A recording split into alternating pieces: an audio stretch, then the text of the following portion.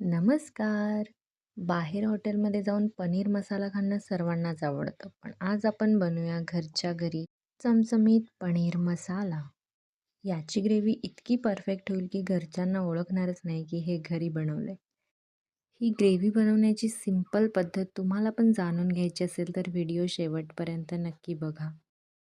कढईमध्ये तेल गरम करून त्याच्यामध्ये उभा चिरलेला कांदा टाकून गुलाबी रंग येईपर्यंत परतून घ्यायचा आहे. आणि तो परतून झाल्यावर त्याच्यामध्ये टोमॅटो टाकायचा आहे. तो सुद्धा थोडा वेळ परतून घ्यायचा आहे. परतून झाल्यावर 4-5 लसूणच्या पाकळ्या आणि काही आल्याचे तुकडे टाकून घ्यायचे आहेत आणि ते सुद्धा थोडा वेळ परतून घ्यायचे आहेत. हे मिश्रण 2 मिनिटं परतून झाल्यावर याच्यामध्ये तुम्ही काजू वापरलेत तरीही चालतील. मी इथे नाही घातलेत आणि खिसलेलं खोबरं वापरते मी इथे. तुम्ही खिसण्याऐवजी ते चिरून त्याच्या कातऱ्या करून टाकलात तरीही चालेल आणि ते सुद्धा सोनेरी रंग येईपर्यंत परतून घ्यायचं आहे. खोबरंसुद्धा परतून झालंय आणि आता मी याच्यामध्ये कोथिंबीर टाकतेय. ती आधी जळू नये म्हणून मी लास्टला टाकली आहे. पूर्णपणे परतून झाल्यावर थोडंसं पाणी ॲड करून हे 2 मिनिटं पाणी आटेपर्यंत शिजवून घ्यायचं आहे. ही ग्रेव्ही करायला सोपी तर आहेच, पण या ग्रेव्हीमुळे पनीरला जी चव येते, तुम्ही विसरणारच नाहीत आणि नेहमी याच पद्धतीने तुम्ही ही ग्रेव्ही बनवाल. ग्रेव्ही आता रेडी झाली आहे. आता ही मिक्सरमध्ये लावून घ्यायची आहे. पण आधी तुम्ही थोडा वेळ ही थंड व्हायला एका प्लेटमध्ये काढून ठेवा आणि थंड झाल्यावर मिक्सरमध्ये फिरवून घेऊया. चॅनलवर नवीन असाल तर सबस्क्राईब नक्की करा. अशाच नवनवीन रेसिपीज तुम्हाला पाहायला मिळतील, अपडेट मिळतील. आता पुढची स्टेप आहे पनीर तळणे. इथे मी कढईमध्ये तेल घेतलं आहे आणि पनीरचे मला हवे तसे त्रिकोणी काप करून घेतले आहेत आणि ते तळून घ्यायचे आहेत थोडा लालसर रंग येईपर्यंत.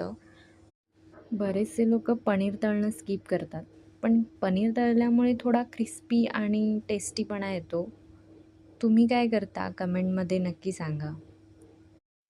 पनीर तळेपर्यंत हे थंड झालं होतं. आता हे मिक्सरमध्ये बारीक करून घेऊया. मी इथे जे पनीर वापरलं आहे ते मी घरीच बनवलं आहे. परफेक्ट घरचं पनीर रेसिपी हवी असेल तर कमेंट करायला विसरू नका. आता ही ग्रेव्ही बारीक झाल्यावर याच्यामध्ये मी थोडे धणे जिरे पूड वापरली आहे आणि थोडंसं पाणी टाकून घेते आणि परत एकदा मिक्सरमध्ये फिरवून घेते. त्याच कढईमध्ये थोडं जिरे, मोहरी आणि कढीपत्ता. तुम्ही इथे खडा मसालासुद्धा वापरू शकता. काही मसाले जे एकत्र करून टाकायचे आहेत, कारण याच्यामुळे फोडणी जळणार नाही. चवीनुसार मीठ, गरम मसाला किंवा पनीर मसाला, हळद आणि लाल तिखट. आणि आता ग्रेव्ही टाकून घेऊया आणि फोडणीमध्ये चांगली एकजीव करून घेऊया.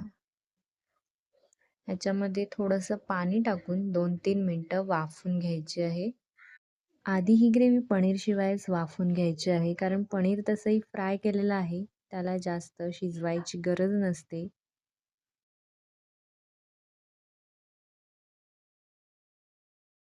वाफवून झाल्यावर याच्यामध्ये तळलेले पनीरचे काप घालून घ्यायचे आहेत आणि चांगले मिक्स करून पुन्हा थोडं वाफवून घ्यायचं आहे 1 मिनटं, कारण याच्यामध्ये पनीर छान मिक्स होऊन जो मसाल्याचा वास आहे तो पूर्णपणे याच्यामध्ये मिक्स व्हायला हवा.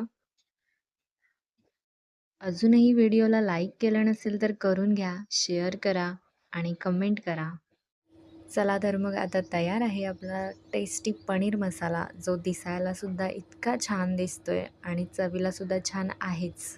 आणि आता घरचेसुद्धा इतके आवडीने खाणार आहेत की ते उरणारच नाही आहे. रेसिपी एकदा नक्की ट्राय करा. भेटूया पुन्हा आपल्या चॅनलवर नवीन रेसिपी घेऊन. तोवर धन्यवाद.